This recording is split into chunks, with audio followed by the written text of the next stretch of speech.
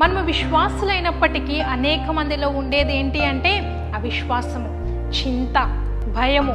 విశ్వాసము అనేది చాలా కొద్ది మందిలో ఉంటుంది, అది కూడా చాలా కొద్ది సమయములలో మాత్రమే ఉంటుంది. ప్రియులారా, ఒకసారి మనం ఆలోచించినట్లయితే మన చుట్టూ ఉన్న సమస్తాన్ని దేవుడు ఎలా సృష్టించాడు అంటే కేవలము నోటి మాట ద్వారా మరి లేని దానిని ఉన్నట్టుగా పిలిచి విశ్వాసము ద్వారా సృష్టించాడు. ప్రియులారా, మనల్ని సృష్టించిన దేవుడు దేనికి కర్త అయి ఉన్నాడు అంటే విశ్వాసమునకు కర్త అయి ఉన్నాడు. ప్రియులారా, మన దేవుడు విశ్వాసమునకు కర్త అయి ఉండగా మనలో మరి మన తండ్రి డిఎన్ఏనే ఉంది.